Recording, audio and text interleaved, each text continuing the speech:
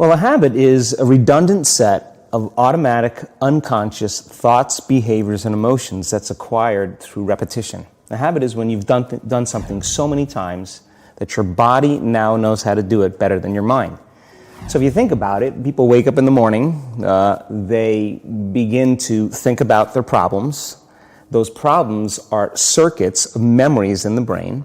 Each one of those memories are connected to people and things at certain times and places. And if the brain is a record of the past, the moment they start their day, they're already thinking in the past. So when it comes time to change, the redundancy of that cycle becomes a subconscious program. So now 95% of who we are by the time we're 35 years old is a memorized set of behaviors, emotional reactions, unconscious habits, hardwired attitudes, beliefs, and perceptions.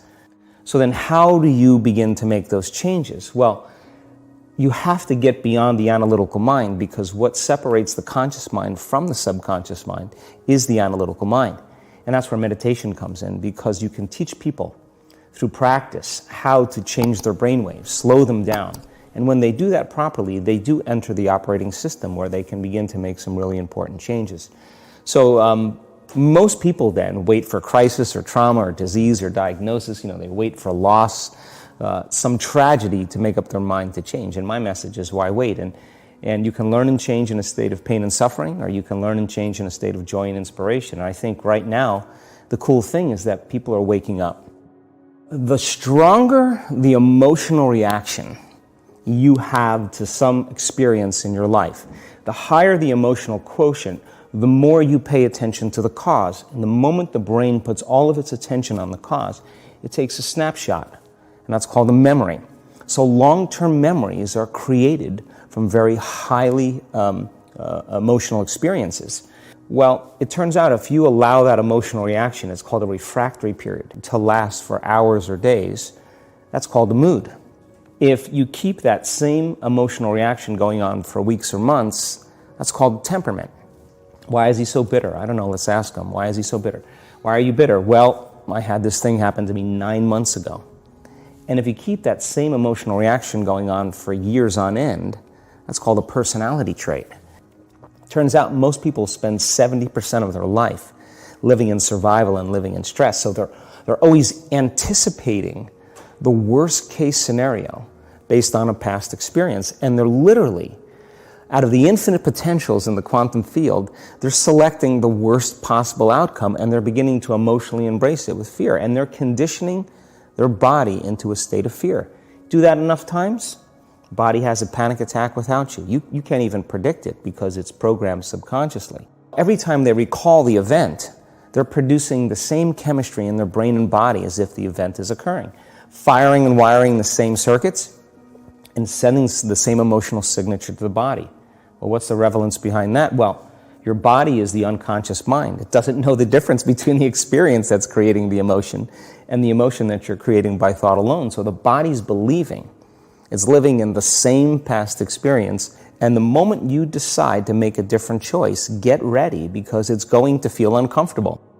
I think that the bigger thing is that we keep firing and wiring those circuits. They become more hardwired. So you have a thought, and then the program runs. But it's the emotion that follows the thought. If you have a fearful thought, you're going to feel anxiety. The moment you feel anxiety, your brain's checking in with your body and saying, yeah, you're pretty anxious. So then you start thinking more corresponding thoughts equal to how you feel.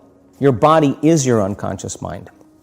In a sense, if you're sitting down and you start thinking about some future worst-case scenario that you're conjuring up in your mind, and you begin to feel the emotion of that event, your body doesn't know the difference between the event that's taking place in your world, outer world, and what you're creating by emotion or thought alone.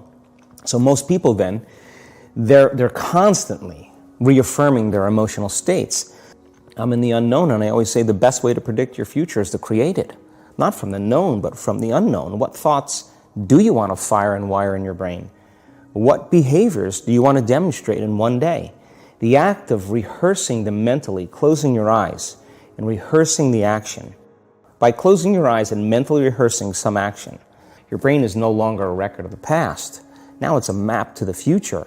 And if you keep doing it, priming it that way, the hardware becomes a software program. And who knows, you just may start acting like a happy person. When we feel better inside of us, we pay attention to whoever or whatever caused it. But what that means then is that from the Newtonian world is that most people spend their whole life living in lack, waiting for something to change out there. The Newtonian world is all about the predictable. It's all about predicting the future. But the quantum model of reality is about causing an effect. The moment you start feeling abundant and worthy, you are generating wealth. The moment you're empowered and feel it, you're beginning to step towards your success. The moment you start feeling whole, your healing begins. And when you love yourself and you love all of life, you'll create an equal. And now you're causing an effect.